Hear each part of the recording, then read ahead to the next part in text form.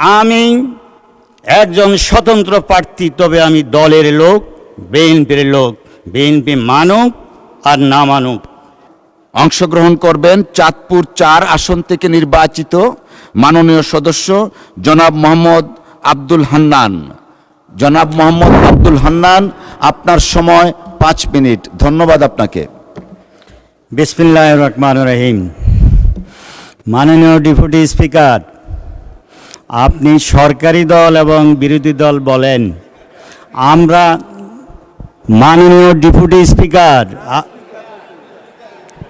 মাননীয় স্পিকার, আপনি সরকারি দল ও বিরোধী দল বলেন, কিন্তু আমরা কোন দল আমরা নিজেরও জানি না, এবং আমাদের হুইপ কে সেটাও আমরা জানি না।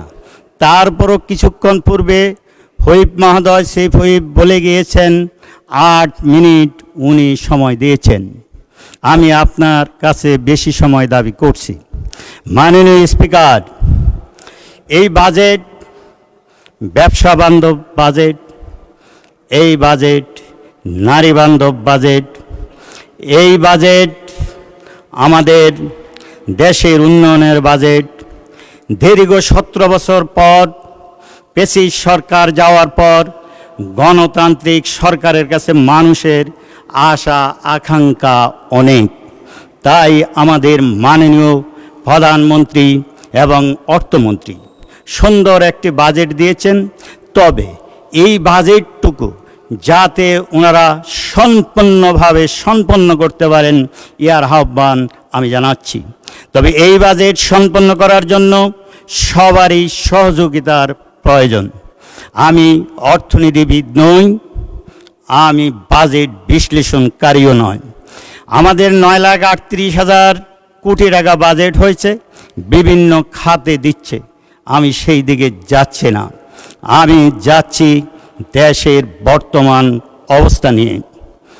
মাননীয় স্পিকার, আমাদের স্বরাষ্ট্রমন্ত্রী নেই ও আছে, এখন এসেছেন। উনি বলেছেন মাদক জিরো টলারেন্স। আমি একজন স্বতন্ত্র প্রার্থী, তবে আমি দলের লোক, বিএনপির লোক। বিএনপি মানুক আর না মানুক। আমি জিয়াউর রহমানের আদর্শে বুকে ধারণ করে 17 বছর মধ্যে আমি জেলে গিয়েছি, জেল খেটেছি। আমার ব্যবসায় কোটি কোটি টাকা সেই ফ্যাসিস্ট সরকার বিভিন্নভাবে আমাকে সেই কর বসিয়েছে এবং আমার উপর ট্যাক্স ধারণ করেছে। দেখা যায় আমি একজন গার্মেন্টস ব্যবসায়ী। এই ব্যবসায়ী হিসাবে আমার সেই গার্মেন্টসের কী কী সমস্যা হচ্ছে সেটা আমি আপনার কাছে বলতে চাই। মাননীয় স্পিকার, গার্মেন্টস ছিল একমাত্র বৈদেশিক মুদ্রা অর্জনের মেইন হাতিয়ার, আর ছিল সেই আমাদের প্রবাসী বন্ধুরা। এক সময় গার্মেন্টস থেকে 77% বৈদেশিক মুদ্রা অর্জন হতো, এখন সেটা কমে 67 থেকে 68% হয়েছে। তার কারণ আমরা প্রতিযোগিতায় আশেপাশের দেশের সাথে পারি না।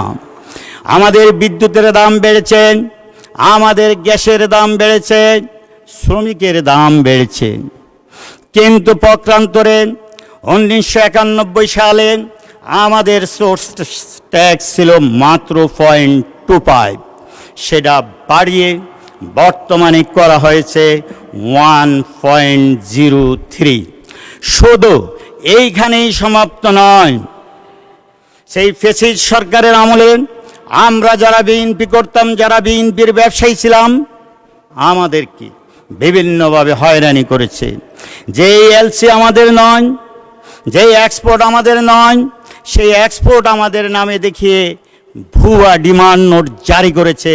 সেই ডিমান্ড নোটের দেখা গেলে করার পর তাদের ইচ্ছার উপরে করেছে।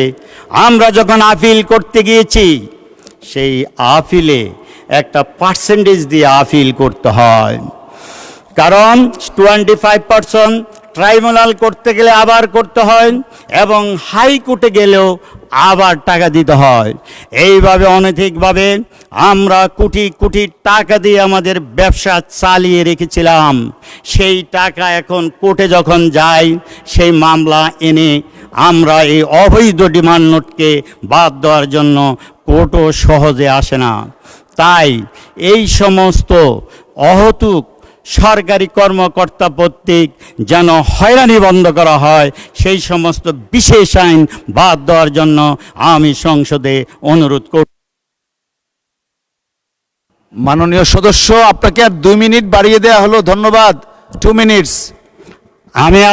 আমি আমার এলাকার সমস্যা বলতে মনে হয় পারবো না, কারণ বিশেষ আইন যেমন যেই আপিল করতে গিয়েছিলাম, সেই ডিসিডিআর কি একটা বিশেষ ক্ষমতা দিয়েছে, যদিও গার্মেন্টসের সেই 1.03 নেওয়ার পর আর কোনো ট্যাক্স হয় না, কিন্তু এমন বিশেষ ক্ষমতা দিয়েছে আমাদের শ্রমিকের বেতনের উপরে উচ্চকর ধার্য করে, এবং এই ব্যবসায়ীদের উপর, অনেক ব্যবসায়ীদের উপর কোটি কোটি টাকা তারা ডিমান্ড নোট করেছে, কারণ আমরা যাতে ব্যবসা না করতে পারি সেটার জন্য।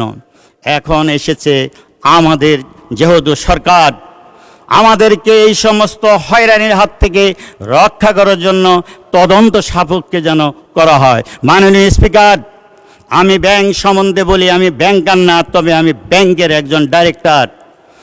আমাদের এই অর্থ মন্ত্রণালয় থেকে এমন কিছু সুবিধা দেওয়া হয়, তাতে সৎ ব্যবসায়ীরা অসৎ হওয়ার পরিকল্পনা করে, কারণ সৎ ব্যবসায়ীরা রেগুলার তারা তাদের টাকা দেয় এবং তারা ব্যবসা করে, আর কিছু অসৎ ব্যবসায়ী টাকা নিয়ে লুটপাট করে বাড়িঘর দুয়ার করে ব্যাংকের টাকা দেয় না। এই টাকা হলো জনগণের টাকা। জনগণকে যারা ব্যাংকার ডিপোজিট করে তাদেরকে যথারীতি তাদের লভ্যাংশ দিতে হয়, কিন্তু এই ব্যবসায়ীগণ যেমন নীতি সহায়তার আওতায় অনেকগুলি সহযোগিতা দেওয়া হয়েছে, সেটা জুনের মধ্যে 2% দিয়ে নীতি সহায়তার আওতায় আনা হয়েছিল, কিন্তু সেই 2%ও দেওয়া হয় নাই। এখন অর্থ মন্ত্রণালয় থেকে পুনরায় সেপ্টেম্বর পর্যন্ত বাড়ানো হয়েছে। এইভাবে যদি বাড়ানো হয় তাহলে অসৎ ব্যবসায়ীরা কোনো দিনও ব্যাংকের টাকা পরিশোধ করবে না। এইটা